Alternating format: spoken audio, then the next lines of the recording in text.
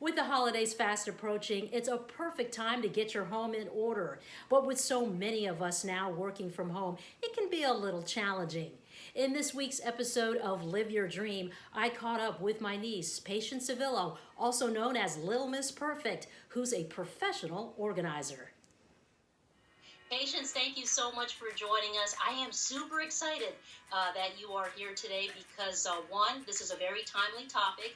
And also, let's face it, this is something that all of us at one time or another that we've struggled with, right? And one question I want to ask you is I know before you became a professional organizer, you had a very successful career in the software industry. I know you were leading teams, you were doing some pretty impressive stuff.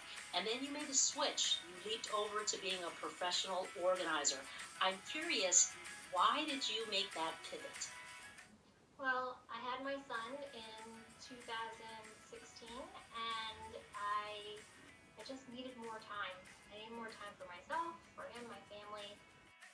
So I needed to do something differently with my career. And at first, I thought I would start my own freelance company, continuing in software. But at the time, I had gone through this process of preparing for him to arrive, decluttering every room in my home, and I really enjoyed it. And after seeing Marie Kondo on TV, who kind of mainstreamed organizing, that magic art of tidying up, I thought, why not just go for it if I'm trying to set up my own company and I enjoy doing it. Um, and it was well received. It sounds like you've really found your joy, is what it sounds like to me. Yeah, and you're helping others, which is wonderful. You're using your talents and your skills to really help others and empower them. And I know you're a hit because I know that the TV stations there, right, in Rhode Island, seems like they're always asking you to come on and be their guest. What kind of tips can you give us as far as just tidying up and getting your house so it's ready for the relatives and ready for the holidays? So in terms of decor, the first thing I would say is start small, focus on one area. Don't try to take on the whole house at once because, as you mentioned, if you have things everywhere, you're going to be overwhelmed. The second is focus on the surfaces in your home. So countertops, tabletops. If you have a wardrobe, your closet floor is full of clothing, try to clear those up first. Um, and that's going to reduce the amount of visual clutter, and you're going to feel lighter. You're going to feel better. You're going to be motivated to keep going. The items that came into your home, they didn't come in there overnight. So you can't have the expectation that they're going to leave the home overnight either. So it's really about breaking your home down into manageable pieces that you feel comfortable working on.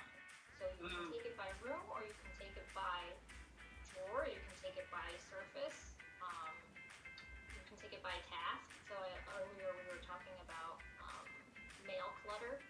So just focusing on that one act of how am I going to, of bringing the mail in, how am I going to make that easier for my life. If you don't have a formal mudroom or like an entryway closet, that can be tough because guests are coming and bringing their outerwear in. For that, I would suggest adding a temporary, like over the door hook or even magnetic hooks on the back of your exterior door so that they have a place to hang their jackets, purses, masks down. If you're already kind of struggling with space, you might want to do this all the time as you should rotate your wardrobe by season. And you can pack down the off season into something like space bags where you suck the air out with a vacuum. Yep. And then those can go underneath a bed or up on a shelf or in the basement or something.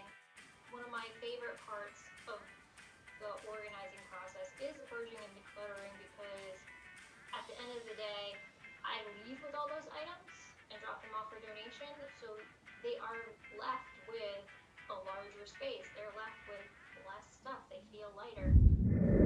Good advice. Very good. I can tell you're happy and you have found your sweet spot. So I'm going to show your website right now if people want to get in touch with you.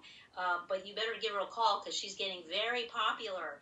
But it's lilmessperfect.com.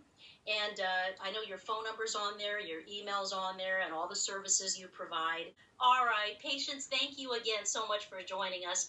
And give her a call. She definitely knows what she's doing. She will help you get organized. All right, Patience, thank you so much. See you soon.